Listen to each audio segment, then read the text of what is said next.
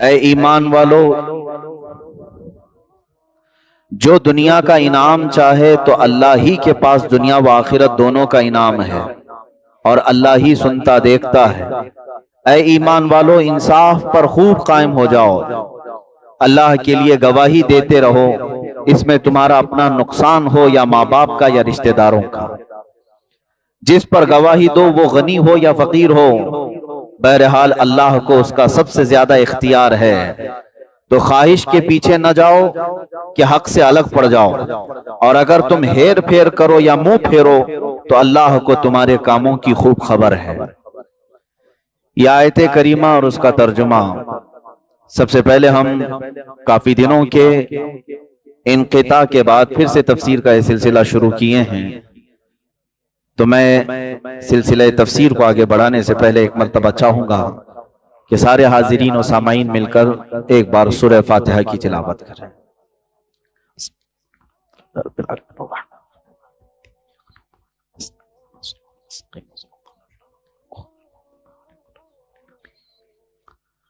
الہ العالمین، ستار العیوب، غفار الذنوب، قدیر و جبار خدا، اس کے احسن کلام، اس کی مبارک کتاب کی آیات بینات ہمیں تلاوت کرنے، اس کا ترجمہ صحیح پڑھنے اور اس کی تفسیر صحیح کرنے اور سننے کی توفیق عطا فرمائے۔ اللہ عز و جل ہمیں قرآن کے ساتھ زندہ رکھے اور قرآن ہی کے ساتھ قیامت کے دن حشر فرمائے۔ آج جیسے کہ اعلان ہوا تھا، تفسیر قرآن جب تک میں آپ کے مجمع میں حاضر ہوں کرنے کی کوشش کروں گا۔ علماء کرام کا معاملہ یہ ہے کہ اللہ تعالیٰ نے ان کے رزق کو پوری روئے زمین پر پھیلا دیا ہے، جہاں ان کے دانے ہوتے وہ وہاں پہنچ جاتے ہیں۔ تو میں ایک چھوٹا سا طالب علم ہوں، اللہ تبارک و تعالیٰ پوری روئے زمین پر جہاں دانے بکھیرا ہے ہمارے، ہم وہاں پہنچ جاتے ہیں۔ آج آپ کے درمیان میں ہیں، کل ہو سکتا ہے کسی اور کے درمیان میں، یہ اللہ کا نظام ہے۔ بہرحال کوشش یہ کرتا ہوں کہ جب تک ہوں جہاں رہوں اللہ کے دین کا کام کروں، قرآن عظیم کے ساتھ رہوں، رسول کریم صلی اللہ تعالیٰ علیہ وسلم کے شریعت کا اتباع کروں، یہ کوشش رہتی ہے۔ اللہ اس پر ہمیں سب کو قائم رکھے۔ آج اعلان ہوا تھا کہ ذکر کی مجلس بھی ہے اور تفسیر بھی ہے۔ جس دن ذکر ہوتا ہے اس دن خصوصی تصوف پر ہمارا بیان بھی ہوتا ہے، لیکن آج ہم دونوں محفلوں کو ایک ساتھ جمع کرتے ہیں۔ اللہ تعالیٰ ذکر کی برکت سے ہماری تفسیر کا سلسلہ آگے بڑھائے، اور تفسیر کی برکت سے اللہ ہمارے ذکر میں لذت عطا فرمائے۔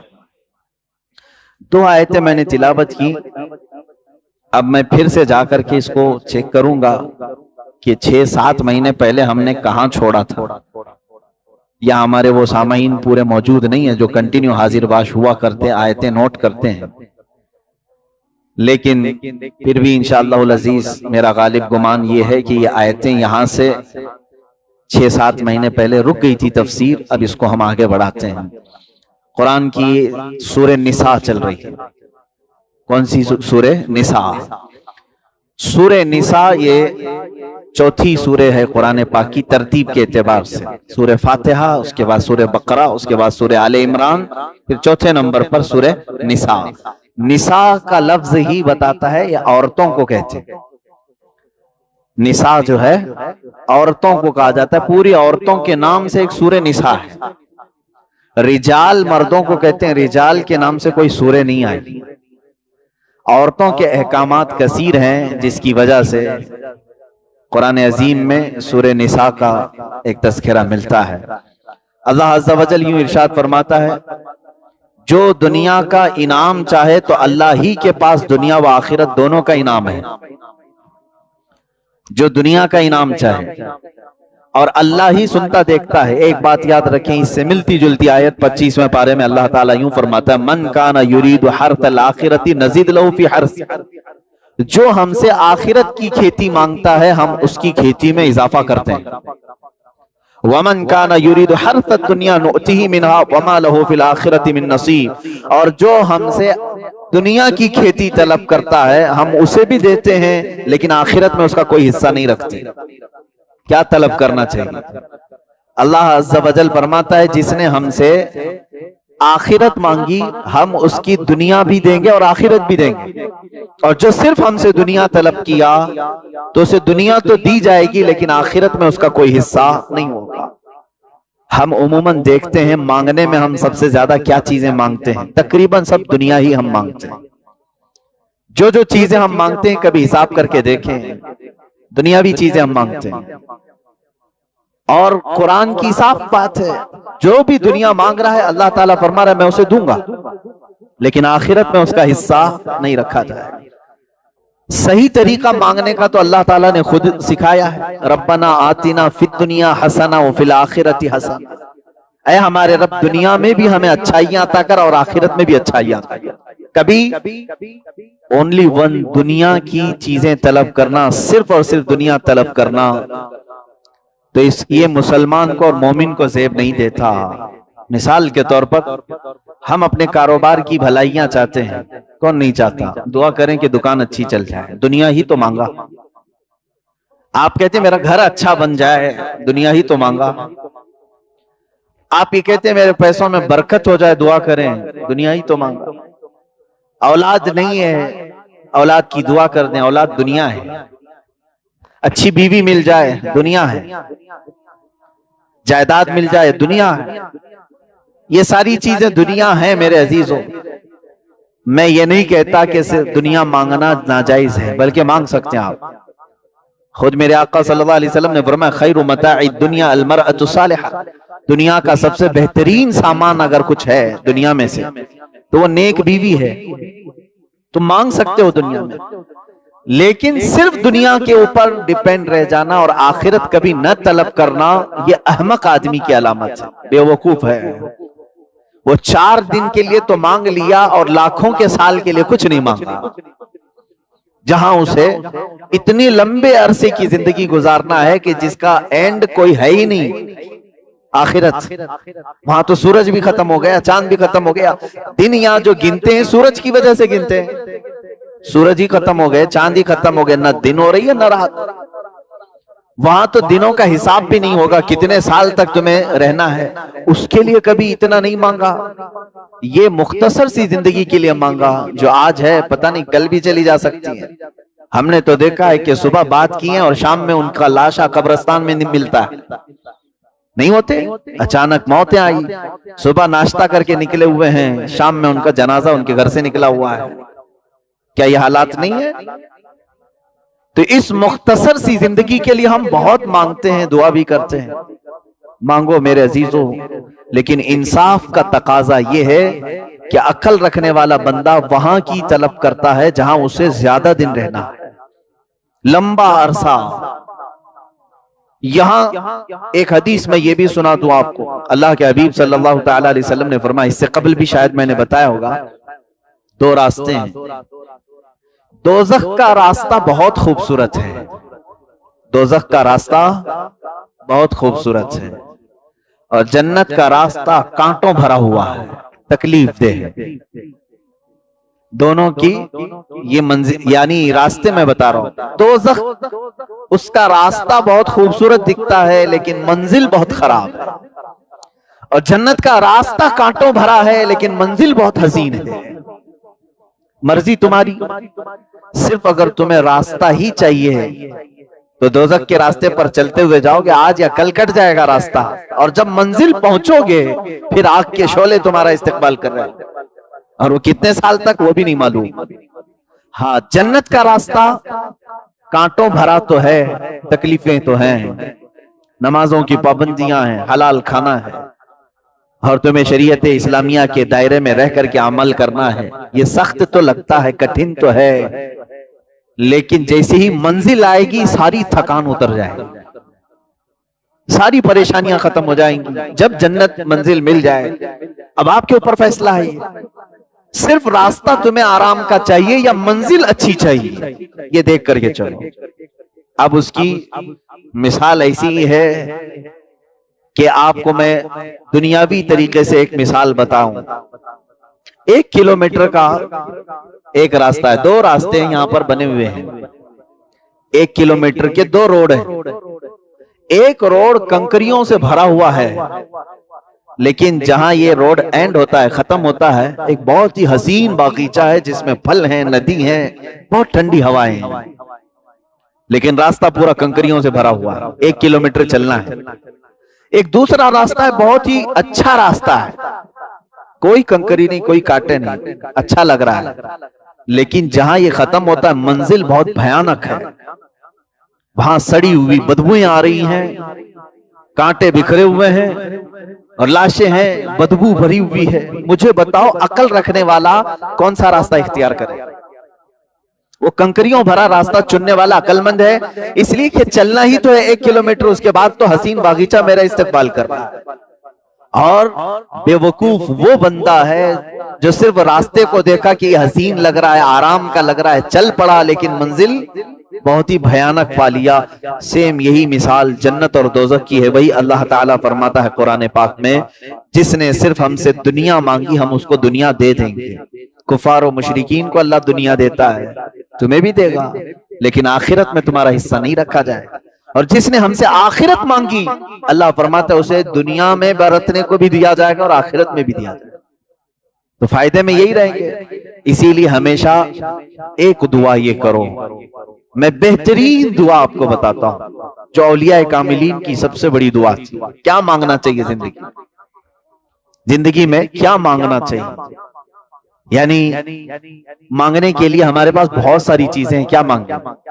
ہم اپنے لیے گاڑیاں مانگیں، گھوڑے مانگیں، اولاد مانگیں، بیویاں مانگیں، بچے مانگیں، پراپرٹی، جائیداد، بادشاہ کا تخت، کیا چیز مانگنا چاہیں؟ اولیاء کاملین جو چیز مانگتے تھے وہ سب سے بڑی دعا یہ ہے، وہ یوں کہتے تھے کہ اے اللہ تو میرا ہو جا، بس تجھ سے تجھی کو مانگ کر مانگ لی ساری کائنات۔ اللہ رب العزت جس کا ہو جائے پھر بچا کیا؟ تو دعا ہمیشہ یہ کرو کہ اے اللہ تو میرا ہو جا، یعنی تو مجھ سے راضی ہو جا۔ اللہ رب العزت جس بندے سے راضی ہو جائے اسی کے متعلق تو کہا ہے شاعر نے، خودی کو کر بلند اتنا کہ ہر تقدیر سے پہلے خدا بندے سے خود پوچھے بتا تیری رضا کیا ہے۔ یہ وہ لوگ ہیں جن کے متعلق اللہ رب العزت اپنے خزانہ رحمت کو کھول دیتا ہے۔ قرآن میں ہے لہم ما یشاؤون فیہا، یہ وہ بندے ہیں جو چاہ لیں اللہ ان کے لیے رکھا ہے، جو وہ چاہ لیں اللہ ان کے لیے رکھا ہے۔ وَلَدَيْنَا مزید، اور اللہ فرماتا ہمارے پاس اس سے بھی زیادہ ہے جتنا وہ چاہتے ہیں۔ لیکن یہ اولیاء کاملین پوری زندگی اس طرح کی گزارتے رہ گئے کہ دنیا میں سے صرف اتنی چیزیں لی جتنا زندگی گزارنے کے لیے کافی تھی، باقی سب وہ مانگتے رہے اللہ ہی کو، مانگتے رہے اللہ ہی کو۔ ایک بہت ہی مقدس جماعت قیامت کے دن جنت میں جانے والوں کی 3 کیٹیگریز ہوں گی۔ جنت میں جانے والوں کی 3 جماعتیں بخشے جا چکے ہیں، حساب کتاب ہو چکا ہے، جنت کا فرمان آ چکا ہے۔ ایک جماعت ایسی ہوگی اللہ تعالیٰ ان سے فرماتا ہے اے میرے بندو تم پر جنت ہو گئی، تمہیں جنت میں بھیجا جا رہا ہے، تم عبادتوں میں پورے کمپلیٹ تھے، بتاؤ کیوں عبادت کرتے تھے، جنت تک کیسے پہنچ گئے؟ وہ کہتے ہیں اے اللہ ہمیں جنت کی نعمتیں جب سے ہم نے سنا تھا بڑا لگاؤ تھا کہ اس جنت میں جائیں۔ یہ بھی مومن کی شان ہے، جنت میں جانے کی خواہش رکھنا چاہیے۔ جنت تیری بڑی حسین و جمیل ہے، ہم نے قرآن میں پڑھا، حدیث میں پڑھا، اس لیے اس میں داخل ہونے کے لیے خوب جستجو کرتے تھے، کوئی نماز نہ چھوٹنے پائے، ہر گناہ سے بچتے رہے۔ اللہ تعالیٰ فرماتا ہے ٹھیک ہے تم نے اچھا کیا اور تمہارے لیے جنت ہو گئی، جس کی طلب میں پوری زندگی محنت کرتے تھے وہ چیز تمہیں مل گئی۔ ایک جماعت گئی جنت میں، دوسری جماعت ہے، ان سے پوچھا رب تعالیٰ نے تم کیوں عبادت کرتے تھے؟ وہ کہتے مولا تیری دوزخ سے ڈر بہت لگتا تھا، ہم نے جب قرآن میں پڑھا یا حدیث سے سنا کہ دوزخ کے عذابات اتنے سخت ترین ہیں کہ اس کو بندہ نہیں سنبھال سکتا، تو ہمیں ڈر بہت لگتا تھا، اس ڈر کی وجہ سے ہم عبادتوں کی پابندی کرتے تھے اور کوئی گناہ ہونے نہیں دیتے تھے، نیکیاں کرتے رہے۔ اللہ تعالیٰ فرماتا ہے جاؤ میرے بندو، جہنم کے خوف سے تو تم عبادت گزار تو رہے، تمہارے لیے بھی جنت ہے۔ تیسری ایک جماعت تھی مخلصین کی جماعت، ان سے رب تعالیٰ فرماتا ہے تم کیوں عبادت کرتے تھے؟ تمہارے لیے بھی جنت کا پروانہ آج سنا دیا گیا، تم کیوں عبادت کرتے؟ وہ کہتے ہیں اے مولا ہمیں نہ جنت کی خواہش تھی اور نہ ہمیں دوزخ کے متعلق کوئی فکر تھی، ہم تو صرف اس لیے عبادت کرتے تھے کہ تو ہم سے راضی ہو جا، ہم تجھ کو چاہتے تھے، تیرا فرمان تھا اور ہم اس پر عمل کرتے تھے، بس ہم جنت کی طلب میں یا دوزخ کے خوف سے نہیں، اے اللہ ہم خالص تیرے لیے کرتے تھے۔ رب تعالیٰ فرماتا ہے کہ اے بندو میں تم سے راضی ہو گیا، جاؤ جنت میں، لیکن وہ جنت میں نہیں جا رہے ہوں۔ ہائے کیسی جماعت ہوگی، جنت کا پروانہ سنا دیا گیا، وہ جنت میں نہیں جا رہے ہیں۔ وہ کہیں گے اے مولا اگر ہم جنت میں چلے گئے تو دوسرے ہم کو تانا ماریں گے کہ تم بھی جنت کے لیے ہی عبادت کرتے تھے، بولے کچھ اور ہو۔ رب تبارک و تعالیٰ فرماتا ہے میرے بندو میں تم سے راضی ہو گیا، تم میری رضا کے لیے کرتے تھے، میں راضی ہو گیا اور بدلے میں تمہیں جنت مل رہی ہے۔ وہ کہتے مولا بدلہ نہیں چاہیے، بس تو راضی ہو جا، بدلہ نہیں چاہیے، تو راضی ہو جا۔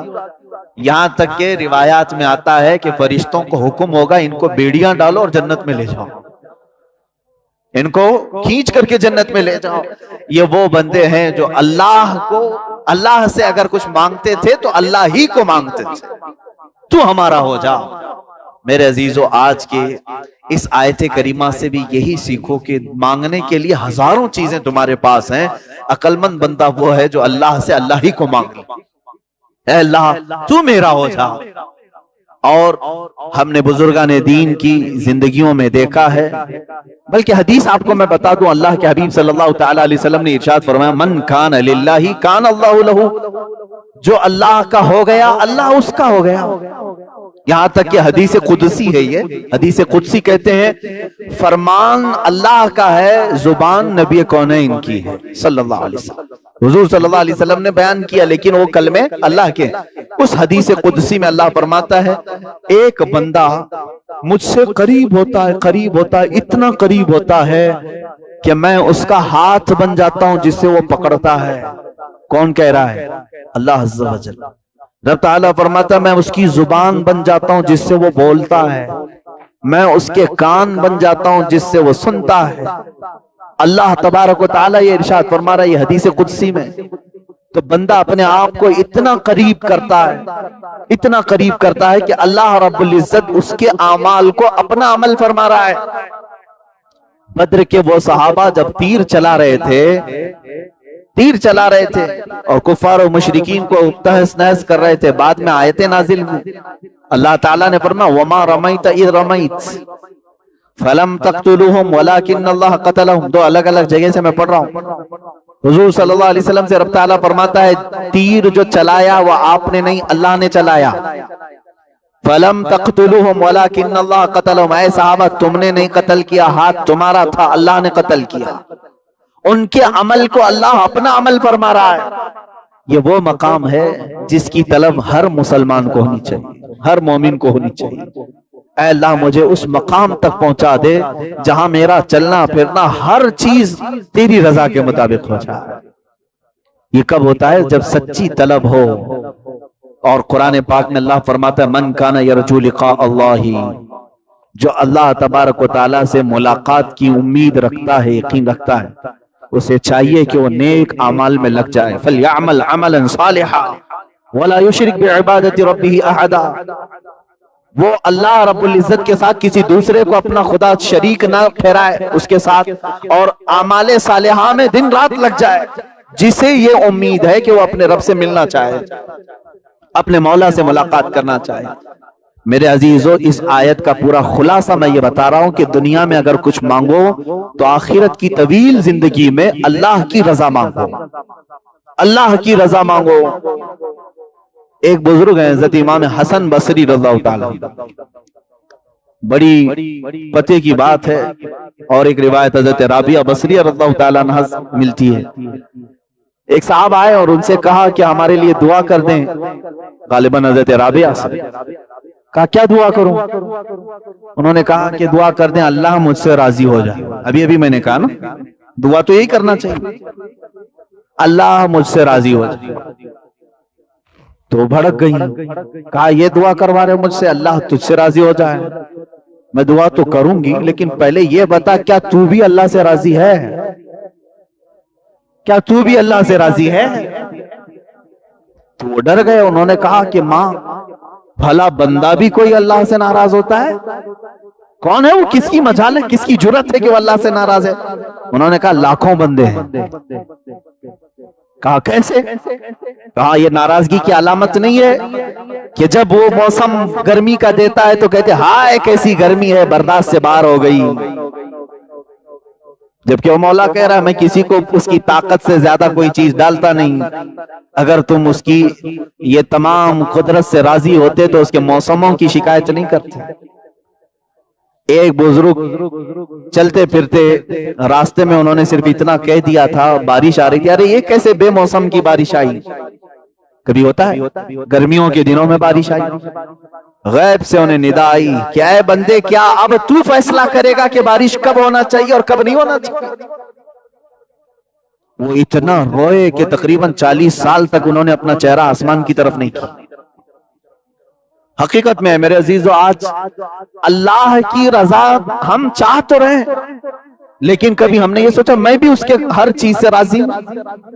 وہ بندہ راضی ہے جو اس کی دی ہوئے انعامات پر بھی خوش ہے اور اس کے دی ہوئے مصیبتوں پر بھی خوش ہے۔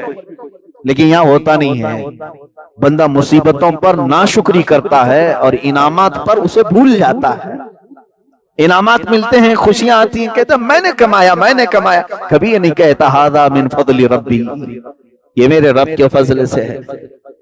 عزیزان گرامی، اللہ کی رضا مانگو لیکن خود کو پہلے اللہ سے راضی کرو، یعنی اپنے آپ کے دل کو بھی راضی کرو کہ جو کچھ بھی دنیا میں ہوگا وہ میرے مولا کی مرضی سے ہوگا۔ خاص طور پر عورتوں میں یہ ناراضگی اللہ تبارک و تعالیٰ کے متعلق بہت ملتی ہے۔ تم ناراض ہو گے اللہ تعالیٰ سے تو اس کا کچھ نہیں بگاڑ سکو گے، تمہاری دنیا بھی تباہ ہے اور آخرت بھی تباہ ہے۔ تم بندے ہو، اللہ سے ناراض ہونا یہی نہیں کہ اس کو صرف گالیاں دینا، بلکہ بہت ساری چیزوں کو برداشت نہ کرنا یہ بھی اللہ سے ناراضگی کی علامت ہے جو تمہارے ساتھ۔ کسی کا انتقال ہوا تو کیا اللہ تعالیٰ نے تمہارے ساتھ ظلم کیا؟ تمہارے گھر میں کسی کی موت ہو گئی تو کیا اللہ کا ظلم ہے یہ؟ معاذ اللہ رب العالمین۔ لیکن کچھ لوگوں کی زبانوں سے یہ جملے نکل جاتے ہیں، کم سے کم اس گھر پر تو رحم کرنا چاہیے تھا، اس گھر پر تو رحم کرنا چاہیے۔ ایک بات یاد رکھیں، وہ قادر مطلق ہے، اس کے ہر فیصلے میں کوئی نہ کوئی حکمت ضرور ہے۔ وہ کس کی موت کب لکھا ہے جبھی ہوتی ہے۔ یہاں تک کہ فرشتوں میں سے بھی مقرب فرشتوں کو بھی یہ اختیار نہیں ہے کہ اس کے دیے ہوئے وقت سے ایک آن پہلے یا بعد کو ٹال سکیں یا پہل کر سکیں۔ وہ اللہ رب العزت کی حکمتوں میں سے بندے مومن کو یہ چاہیے کہ ہر کام پر اس سے راضی رہے، اس کے بعد اس کی رضا کا سوال کرے۔ بات صحیح ہے؟ پہلے خود راضی ہو اللہ کے ہر حکمت سے اور اس کے بعد سوال کرے اے اللہ تو بھی مجھ سے راضی ہو جا، تب بات دونوں برابر کہلائے گی۔ تم تو ناراض ہو اس سے، تم اس کے بہت سارے کاموں سے اپنی رضا ظاہر نہیں کرتے ہو اور پھر اس سے دعا یہ کرتے ہو کہ اللہ تو مجھ سے راضی ہو جا۔ رب تبارک و تعالیٰ اگر یہ فرما دے کہ اے بندے کیا تو بھی راضی ہے اپنی زندگی میں؟ ہاں تو کہہ دو گے زبان سے، لیکن عمل تمہاری شکایت کر رہا ہوگا۔ بیماریوں میں سب کو بتا دیتا ہوں، اچھائیوں میں کسی کو نہیں بولتا۔ دکان 100 دن چلایا، 99 دن فائدہ رہا، ایک دن نقصان ہوا، وہ نقصان کے دن کئی لوگوں کو شکایت تو کر دے گا، فائدہ جتنے دن ہوا تھا وہ سب کو نہیں بتائے گا۔ ارے نہ بتاؤ نظر لگ جائے گی۔ انعامات کو تو تم نے بتایا نہیں، خسارے کو سب کے سامنے ذکر کیا۔ صحت کا تو کبھی اعلان نہیں کیا کہ میں بہت ہٹا کٹا ہوں، صحت مند ہوں، اللہ کا فضل ہے، لیکن بیماری کو سب کے سامنے ذکر کیا۔ اللہ کی رضا یہ ہے جو قرآن پاک کی آیت یہ بتاتی ہے انا للہ و انا الیہ راجعون، بے شک ہم اللہ کے لیے ہیں دنیا میں اور اللہ ہی کی طرف لوٹنے والے۔ بیماری اس کی مرضی سے، صحت مندی اس کی مرضی سے، دولت اس کی مرضی سے، غربت اس کی مرضی سے، کرسی اس کی مرضی سے ملے۔ یہ تمام چیزوں پر ہماری رضا پہلے ہو اور اس کے بعد ہم یہ سوال کریں اے اللہ تو بھی ہم سے راضی ہو جا۔ آگے کی آیت میں نے جو تلاوت کی ہے یہ دوسری بڑی آیت ہے جس میں اللہ تعالیٰ فرماتا ہے اے ایمان والو ایک بات سمجھ کر کے چلیں، یہ کتنے بڑے فخر کی بات ہے کہ پورا قرآن جو ہے، جس میں خطاب جو ہوتا ہے، خطاب کا مطلب ہوتا ہے کسی کو مخاطب کر کے بلانا، اے فلاں آپ آ جاؤ۔ اب بڑا آدمی کوئی کسی کا نام لے کر کے پکارے تو وہ اپنے پکار پر بھی رشک کرتا ہے کہ مجھے فلاں نے میرا نام لے کر کے پکارا۔ میں سمجھتا ہوں مسلمانوں کو اسی بات پر فخر کرنا چاہیے کہ قرآن میں اللہ نے جگہ جگہ پر یا ایھا الذین آمنو، اے ایمان والو، ہمیں نام لے کر کے پکارا ہے۔ پیدا کرنے والا خود ہمیں پکارے تو ہماری قسمت کی بات کیا ہے۔ ایک ہی جگہ پر پورے قرآن میں کافروں کو پکارا گیا، باقی تقریباً یا ایھا الذین کفروا جو ایک جگہ ہے، اس کے علاوہ آپ سینکڑوں جگہ دیکھیں گے جہاں پر اللہ تعالیٰ نے ایمان والوں کو خطاب کیا۔ ظاہر سی بات ہے جس کو اپنی باتیں بتانی ہوتی ہیں اسی کو خطاب بھی کیا جاتا ہے۔ اب رب تعالیٰ آگے فرماتا ہے کونوا قوامین بالقسط، یہی ہمارا موضوع بھی رہا تھا پچھلے ہفتے، انصاف پر خوب قائم ہو جاؤ اللہ کے لیے، انصاف پر خوب قائم ہو جاؤ اللہ کے لیے۔ میرے عزیزو یہ بہت کٹھن مسئلہ ہے۔ انصاف جو ہے ایک ایسے بال کا نام ہے جس پر سارے چل نہیں سکتے، تلوار سے زیادہ تیز دھار، بال سے زیادہ باریک راستے کا نام ہے انصاف، عدالت۔ یہاں پر اپنے اور غیر کے ساتھ برابری کا معاملہ کرنا بہت نازک ہوتا ہے۔ مالدار اور فقیر کے ساتھ صحیح انصاف کرنا یہ بہت ہی نازک معاملہ ہوتا ہے۔ اچھے اچھے بہک جاتے ہیں، اچھے اچھے اس میں دھوکہ کھا جاتے ہیں۔ رب تعالیٰ کا حکم یہ ہے مومن وہ ہے جو انصاف پر خوب قائم رہے گا، کیونکہ اگر آج تم انصاف نہیں کرو گے، 4 پیسے تمہیں کسی سیٹ سے مل تو جائیں گے، لیکن 50,000 سال والی ایک عدالت قائم ہوگی جہاں تمہیں کھڑا کیا جائے۔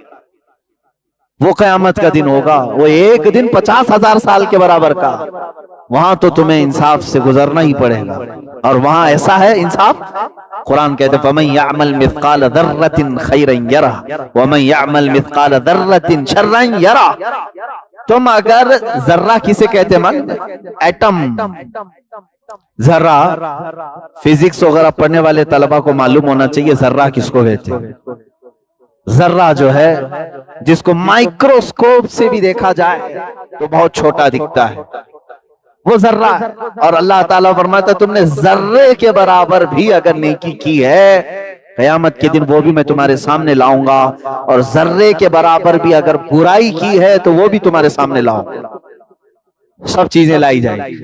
بلکہ سورہ لقمان میں تو اللہ تعالیٰ یوں فرماتا ہے یا بنی انہا ان تک مثقال حبۃ من خردل فتکن فی صخرۃ او فی السماء او فی الارض او فی السماوات او فی الارض یأتی بها اللہ۔ اللہ تعالیٰ فرماتا ہے کہ اگر تم نے رائی کے دانے کے برابر، رائی کا دانہ جانتے ہو، رائی کے دانے کے برابر بھی برائی کی، کہاں جا کر کے؟ پہاڑ کی چٹانوں میں اندر داخل ہو کر کے، آسمانوں میں اوپر جا کر کے، یا زمین کی تہ میں جا کر کے اگر گناہ کر کے آئے ہو، یأتی بہ اللہ، رب فرماتا ہے قیامت کے دن اللہ وہ بھی تمہارے سامنے لائے، وہ سامنے لائے گا، وہ تمہیں دکھایا جائے گا۔ وہ انصاف کا دن ہے۔ اسی لیے سورہ فاتحہ کی بھی آیت یہ کہتی ہے مالکی یوم الدین۔ اللہ کی تعریف میں تیسری آیت یہی ہے کہ وہ قیامت کے دن کا مالک ہے، اور ایسا مالک ہے کہ وہاں کسی نبی کی بھی نہیں، یعنی شروع کا وقت ایسا ہے کہ نبی کی بھی اس وقت کوئی آواز نہیں ہوگی جب تک میرے آقا صلی اللہ تعالی علیہ وسلم کی شفاعت شروع نہیں ہوگی۔ وہ قیامت کا دن جب خدائے قہار غضب پر ہوگا اور بندوں کے سارے اعمال دفتر کے دفتر لائے جا رہے ہوں گے۔ یاد رکھنا تم اگر انصاف سے ہٹو گے زندگی میں یہ سب چیزیں لائی جائیں گی۔ آج کسی کا مال ہڑپ کر کے بیٹھو، کسی کا حق کھا کر کے بیٹھو، قرضے دبا کر کے بیٹھو تو لوگ سمجھتے ہیں کہ کون کیا کر لے گا ہمارا، کیس کرنا ہے کیس کر لو، حکومتیں آتی رہتی جاتی رہتی بدلتی رہتی، کورٹ میں 25 سال چلے گا، کیا ہو جائے گا ہمارا۔ یاد رکھنا اس دن وہ سارا نشہ نکل جائے گا جو قیامت کا دن ہوگا۔ جو جس کا حق کھایا ہے وہ چھوڑا نہیں جائے گا۔ ایک بات یاد رکھ لیں، حقوق اللہ معاف تو کیے جا سکتے ہیں، حقوق العباد بندہ جب تک نہیں معاف کرتا تب تک نہیں چھوڑا جائے گا۔ حقوق اللہ کیا ہے؟ شراب پیتے تھے تم، معاذ اللہ، جوا کھیلتے تھے، یہ زنا ہو گیا، اور بھی کئی گناہ ایسے ہیں جو حقوق اللہ ہے، تم نے توبہ کر لیا، یہ اللہ کی مرضی پر ہے، وہ چاہے تو قیامت کے دن کھولے گا بھی نہیں، چھپائے گا، معاف کر دے گا۔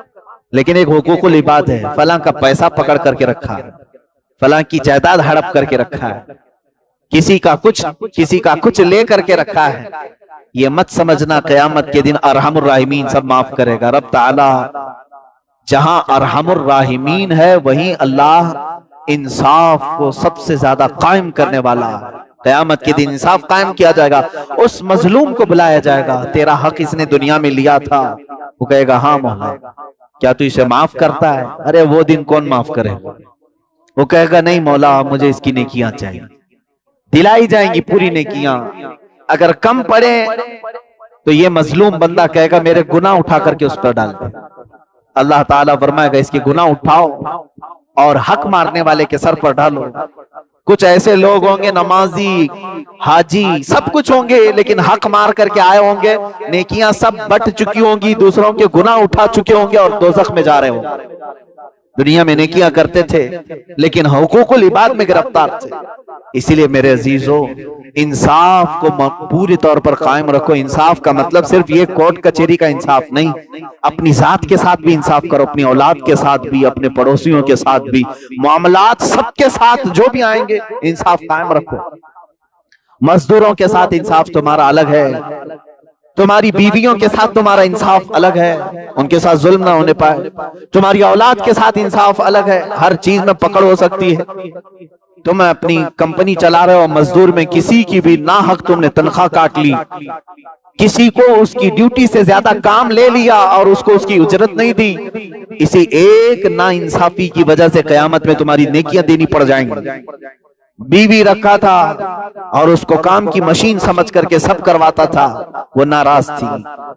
اللہ نے جتنے حقوق اس کے بیان کیے وہ نہیں ادا کرتے تھے اور اس کے ساتھ زور زیادتی ہوتی تھی، تو یہ قیامت کے دن لایا جائے گا۔ ارے بیوی تو بیوی ہے، بیلوں کو جو مارے ہوں گے، جانوروں کو، ان کو بھی لایا جائے گا قیامت کے دن، وہ سینگ مار مار کر کے اپنا بدلہ لیں گے۔ ہاں، یہ حدیث پاک میں ملتا ہے، جانوروں کو ناحق جس نے مارا ہے وہ بھی بدلہ دیا جائے گا۔ وہ اللہ جو قرآن میں کہتا ہے یحب المقسطین، وہ انصاف کرنے والوں کو پسند کرتا ہے، تو قیامت کے دن کیا انصاف چھوڑ دیا جائے گا؟ نہیں، حقوق العباد پورے لائے جائیں گے۔ اولاد تمہاری 4 بیٹے تھے، کسی ایک کو سب سے زیادہ دیا، باقی کو دبا دیا، یہ مت سمجھنا دنیا ہے سب چل جائے گا۔ قیامت کے دن پکڑ ہوگی، ساری اولاد کو تمہیں ایک نظر سے دیکھنی ہوگی۔ کسی باپ کو یہ اختیار نہیں دیا شریعت نے کہ وہ اپنی کسی اولاد کو آگ کر دے، یعنی جائیداد نہیں دوں گا، اس کو لکھوا لیا، کیا آج سے تو میرا بیٹا نہیں ہے، تیری شکل نہیں دیکھوں گا، تو میری میت پر نہ، اپنے اولاد سے اس کو خارج کر دیا۔ کسی باپ کو شریعت نے یہ اختیار ہی نہیں دیا ہے، اور اگر کسی نے ایسا کیا بھی ہے قیامت کے دن وہ پکڑا جائے گا۔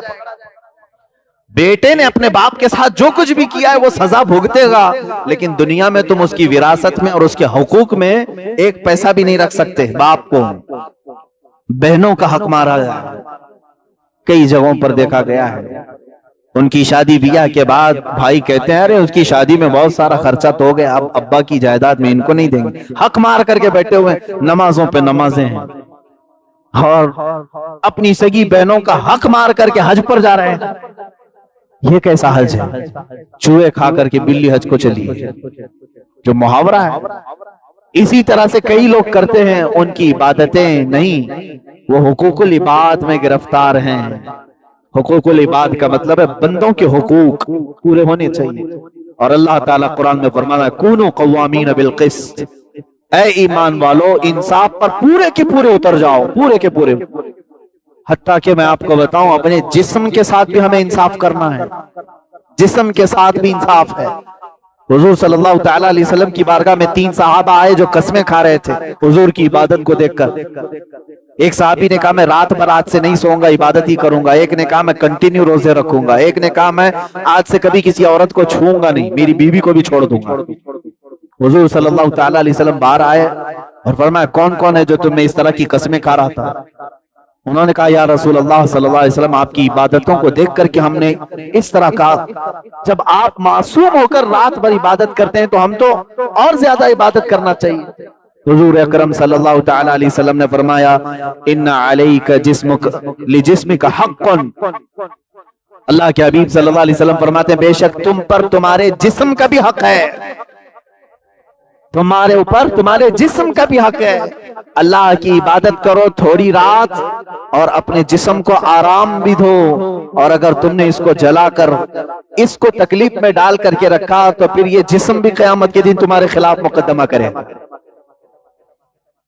ہاں ہمیں انصاف اسلام نے یہ سکھایا اپنے جسم کے ساتھ، یہاں تک بھی انصاف ہے۔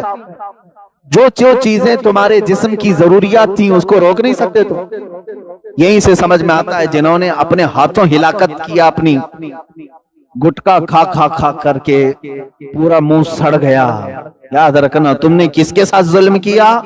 تم یہ سوچتے ہو کہ میری زندگی ہے، میرا جسم ہے، میں کچھ بھی کر لوں، قیامت کے دن تمہاری یہ جبڑے تمہارے خلاف بولیں گے کہ مولا اس نے تیری نافرمانی میں مجھے جلا کر خاک کر دیا۔ کسی بھی چیز کی لمٹ ہے، میں تو گٹکے کی بات کر رہا ہوں، کھانا ہی صحیح، چلو گٹکا چھوڑو، حلال کھانا ہی، چاول ہی اتنا کھایا کہ پیٹ پھٹ گیا، یہ بھی جائز نہیں ہے، یہ بھی جائز نہیں ہے کہ تم نے اپنے جسم پر ظلم کیا، اس کی حیثیت سے زیادہ اس پر بوجھ ڈالا۔ اب دیکھ رہے حضور اکرم صلی اللہ تعالی علیہ وسلم کے پاس ایک صحابی آئے اور کیا شکایت لے کر کے آئے؟ میرا اونٹ بدک گیا ہے۔ اونٹ جب سرکش ہوتا ہے نا جلدی قابو میں نہیں آتا، پکڑ میں نہیں آتا۔ وہ آئے حضور اکرم صلی اللہ علیہ وسلم کی بارگاہ میں، حضور نے کہا چلو میں دیکھتا ہوں۔ جب حضور اکرم صلی اللہ تعالی علیہ وسلم گئے تو واقعی وہ اونٹ کسی کے ہاتھ میں نہیں آ رہا تھا، صحابہ ڈر گئے۔ جب اونٹ سرکش ہوتا ہے تو انسان کی کھوپڑی کھینچ لیتا ہے، بہت سخت ہو جاتا ہے۔ اللہ کے حبیب صلی اللہ تعالی علیہ وسلم نے کہا سب ہٹ جاؤ میں جا کر دیکھتا ہوں۔ حضور آگے چلنے لگے، صحابہ ڈر گئے کہ اونٹ سرکش ہے، کہیں نقصان نہ پہنچا۔ میرے آقا صلی اللہ علیہ وسلم چلتے چلتے وہ سرکش اونٹ کے سامنے تک آ گئے، صحابہ پیچھے سے ڈر رہے تھے۔ اللہ کے نبی صلی اللہ علیہ وسلم نے فرمایا کوئی جانور مجھے ایذا نہیں دیتا، اللہ کے نبیوں کو جانور ایذا نہیں دیتے۔ اب قریب آئے تو وہ اونٹ جو کسی کے ہاتھ میں نہیں آ رہا تھا، میرے آقا صلی اللہ علیہ وسلم کے قدموں کے پاس اپنا سر جھکا دیا اور اپنا منہ چپڑ چپڑ چپڑ ہلاتے ہوئے حضور کے کانوں میں کچھ کہہ رہا ہے۔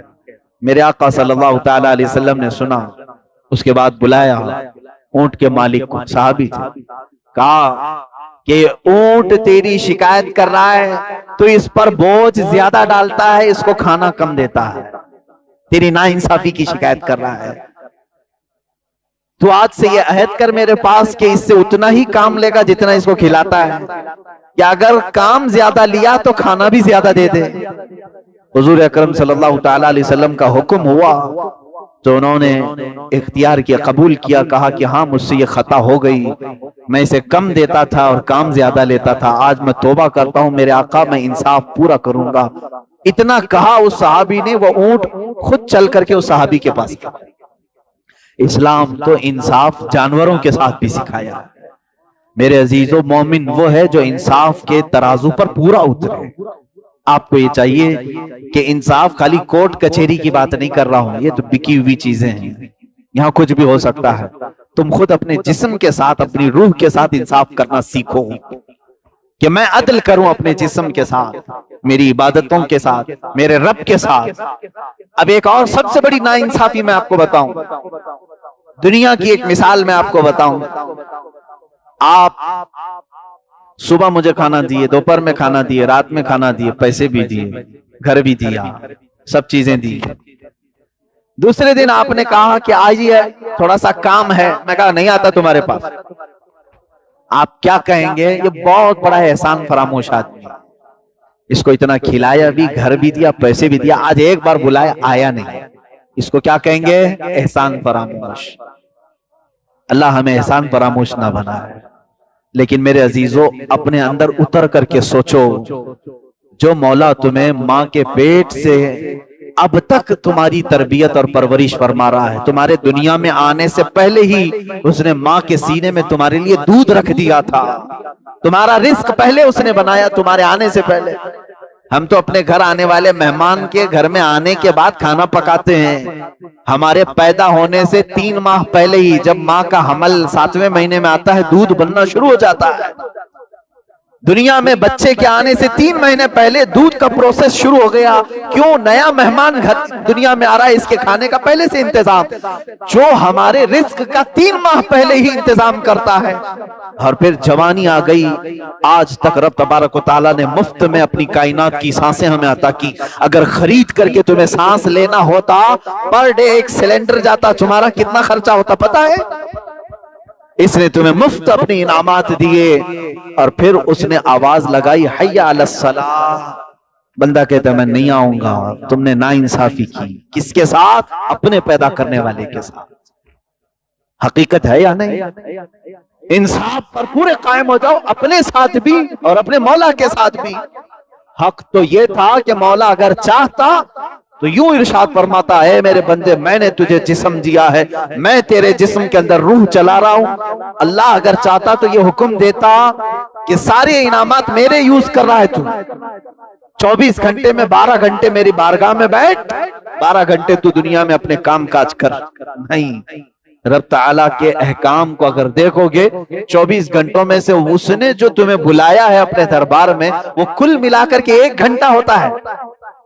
فجر, ظہر, عصر, مغرب, عشاء ساری نمازوں کے ٹائم کو کاؤنٹ کر کے دیکھ لو, میرے خیال سے 1 گھنٹے کے آس پاس ساری نمازیں.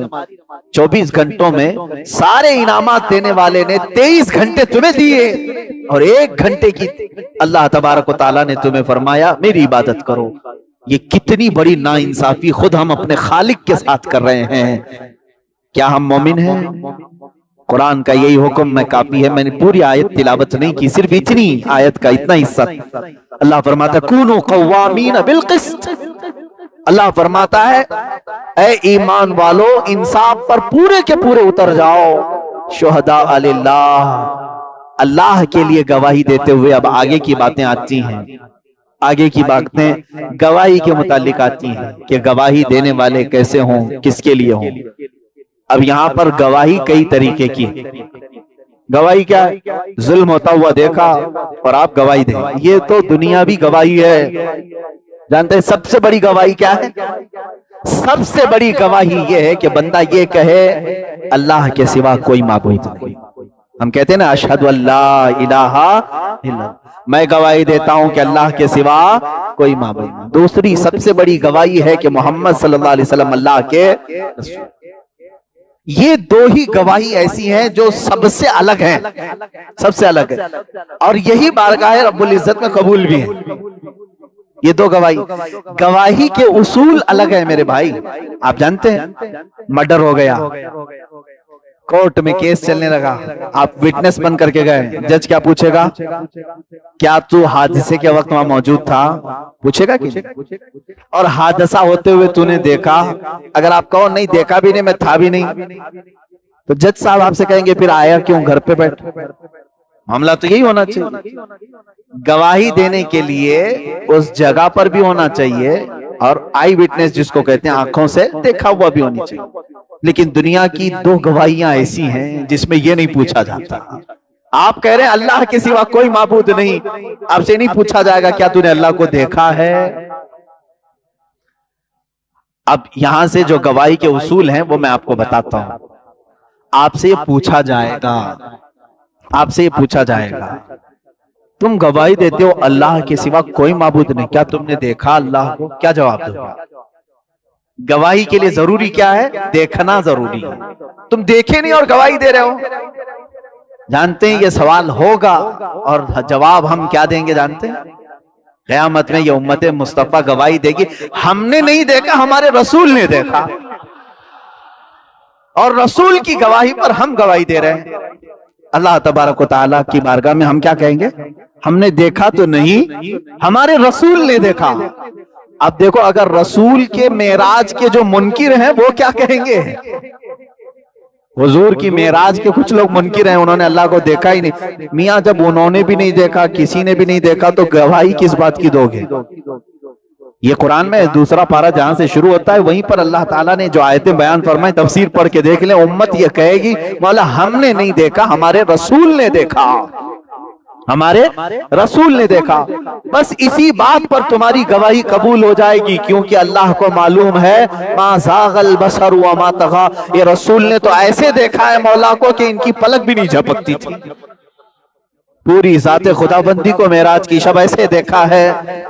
اسی لیے ہماری جو گواہی قبول ہوگی وہ مصطفیٰ کریم صلی اللہ علیہ وسلم کی گواہی سے۔ کس کو دیکھا یہ موسیٰ سے پوچھے کوئی، آنکھ والوں کی ہمت پہ لاکھوں سلام۔ آیت کریمہ اسی گواہی کے متعلق جو دنیاوی گواہی ہے وہ میں کل کی تفسیر میں عرض کروں گا۔ آج چونکہ ذکر کی مجلس ہے میرے عزیزوں، میں نے تفسیر کی ابتدا کرنی تھی، اس لیے میں نے دو آیتیں برکت کے لیے تلاوت کی ہیں۔ آج کی یہ محفل جو ہے ذکر اللہ کی ہے، آپ سب کو معلوم ہے۔ الحمدللہ وکفا وسلام علی حبیبہ المصطفیٰ، اما بعد فاعوذ باللہ من الشیطان الرجیم، بسم اللہ الرحمن الرحیم۔ ان اللہ وملائکتہ یصلون علی النبی یا ایہا الذین آمنوا صلوا علیہ وسلموا تسلیما۔ اللہم صل علی سیدنا و مولانا محمد معدن الجود والکرم وآلہ واصحابہ الکرام وابنہ الکریم وبارک وسلم صلاة دائمة سرمدا ابدا۔ بسم اللہ الرحمن الرحیم۔ یا ایہا الذین آمنوا کونوا قوامین بالقسط شہداء للہ ولو علی انفسکم او بالوالدین والاقربین بالمعروف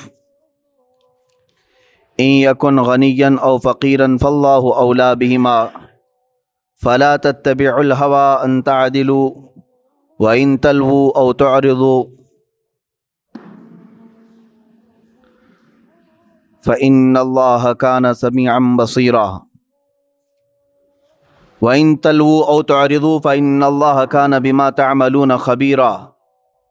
یا ایہا الذین آمنوا آمنوا باللہ ورسولہ والکتاب الذی نزل علی رسولہ والکتاب الذی انزل من قبل ومن یکفر باللہ وملائکتہ وکتبہ ورسلہ والیوم الآخر فقد ضل ضلالا بعیدا۔ صدق اللہ مولانا العظیم۔ بارگاہ رسالت معاب صلی اللہ تعالیٰ علیہ وسلم میں درود پاک کا ہدیہ پیش کریں۔ اللہم صلی وسلم علی سیدنا محمد وآلہ واصحابہ وبارک وسلم صلاة دائمة سرمدا ابدا۔ آیت کریمہ جو کل میں نے تلاوت کی تھی اسی کو آج میں نے مکرر تلاوت کیا ہے،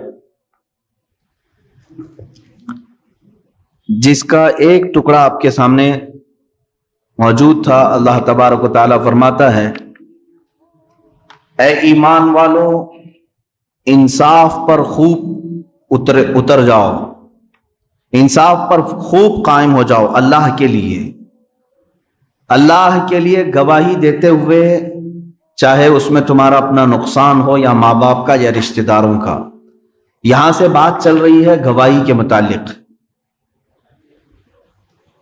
گواہی کل جیسے کہ میں نے عرض کیا آپ کے سامنے،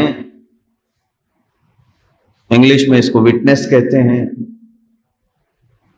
اور ساکشی کہتے ہیں، یعنی گواہ کو۔